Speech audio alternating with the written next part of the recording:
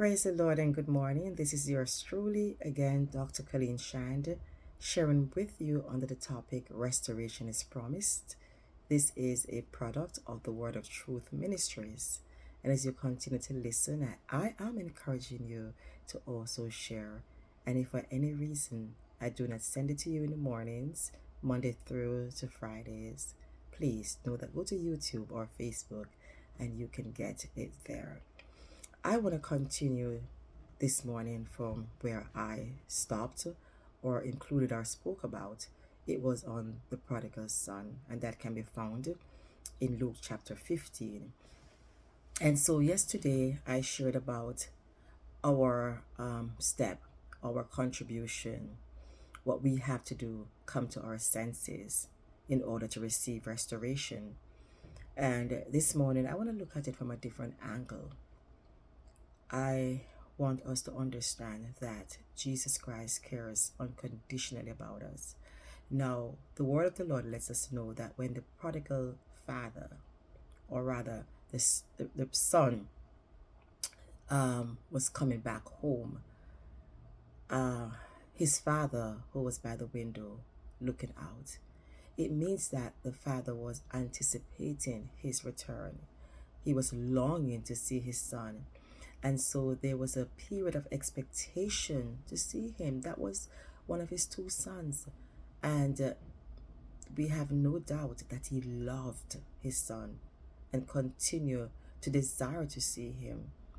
And the word of the Lord said that when he saw his son afar off, he recognized him, he recognized his walk. Perhaps he was lamed up, he was looking dirty, but there was something about him, his son, that he knew that was his son. And the word of the Lord said that he pulled up his clothing, his tunic, and he ran to meet his son. I want to share something very important. It was against the culture at that time that an elderly man would pull up his garment and expose his bare legs. It was considered shame and disgrace. You don't do that as an elderly man. But what did he do? He went against culture and norm because someone who was vital to him, someone that he was longing to see, had come home.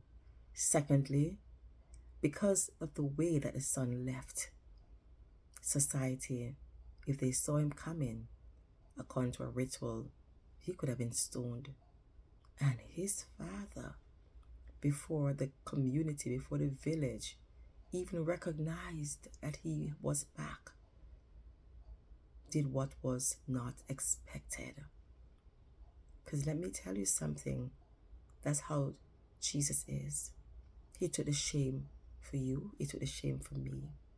He went on the cross of Calvary, he was exposed, but he recognized that in order for any of us to have restoration, he had to become shame, a shameful death.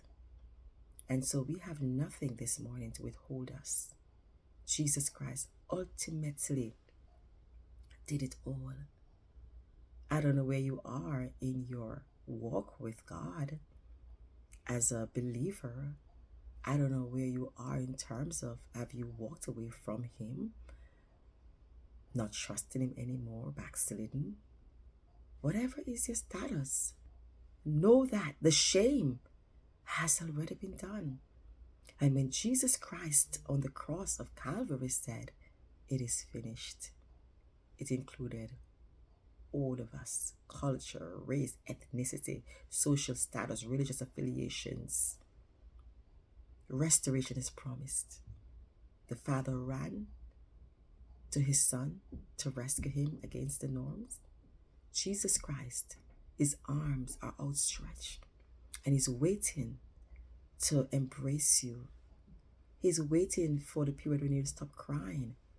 Just say, "Listen, I've always been here." He's waiting for the time for you to trust him completely.